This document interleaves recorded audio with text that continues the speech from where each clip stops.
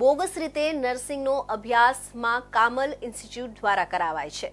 Youth Congress અને NSUI દ્વારા collector કચેરી ખાતે માં કામલ સંસ્થાના વિદ્યાર્થીઓને સાથે ઉગ્ર વિરોધ કરાયો હતો। વિદ્યાર્થીઓની લેવામાં આવેલી ફી અને ડોક્યુમેન્ટ પાછા આપવા માંગ કરવામાં આવી હતી। નકલી રૂપિયાનો વરસાદ કરી સૂત્રોચ્ચાર અને બેનરો સાથે વિરોધ કરાયો હતો।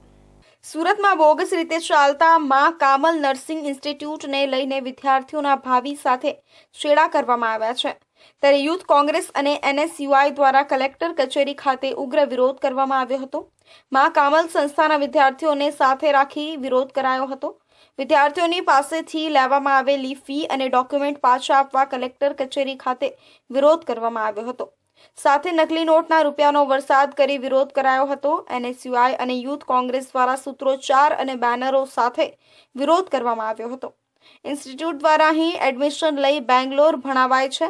ઇન્સ્ટિટ્યૂટ દ્વારા વિદ્યાર્થીઓના ઓરિજિનલ ડોક્યુમેન્ટ જમા લઈ લીધા છે। 20 વર્ષથી વધુ સમયથી ચાલતી આ સંસ્થા સામે કાયદેસરના પગલાં ભરવાની માંગ કરવામાં આવી છે। ખાસ કરીને ગુજરાતમાં ભારતીય જનતા પાર્ટીની સરકારમાં એક નકલીનો ટ્રેન્ડ ચાલી રહ્યો હોય, નકલી કચેરીઓ, નકલી પોલીસ આપણે જાણતા હોય, એવી જ રીતના સુરતમાં માં કામલ નર્સિંગ ઇન્સ્ટિટ્યૂટ કે આખું બોગસ નર્સિંગ ઇન્સ્ટિટ્યૂટ ઊભું કરી અને આદિવાસી સમાજના દીકરા દીકરીઓની અને ગરીબ મા બાપના સમાજના દીકરા દીકરીઓની લાખો રૂપિયા ફી છેતરીને અને ઓરિજિનલ ડોક્યુમેન્ટ આ સંસ્થા દ્વારા ફસાવી દેવામાં આવ્યા છે।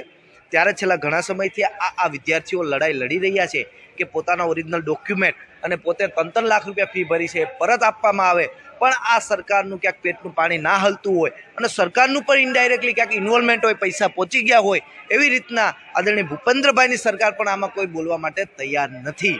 મેં 2016માં એડમિશન લીધું એફએડબ્લ્યુનું, પછી મારા 10 વર્ષ પૂરા થઈ ગયા।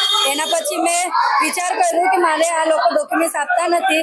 મેં પાસે ડોક્યુમેન્ટ્સ લેવા ગઈ, 40,000 ફીસ ભરીને બી તો મને ડોક્યુમેન્ટ્સ નહીં આપતા હતા। પછી મેં જીએનએમમાં એડમિશન લીધું।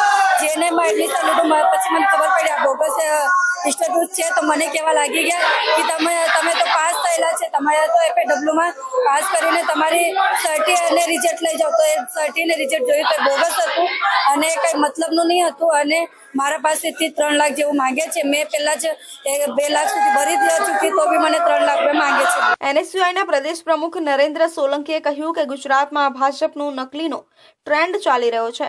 ત્યારે માં કામલ ઇન્સ્ટિટ્યૂટ દ્વારા આદિવાસી અને ગરીબો સાથે ફ્રોડ કરવામાં આવ્યું છે। વિદ્યાર્થીઓના ભાવિને અંધકારમાં ધકેલવાનો પ્રયાસ કરાયો છે।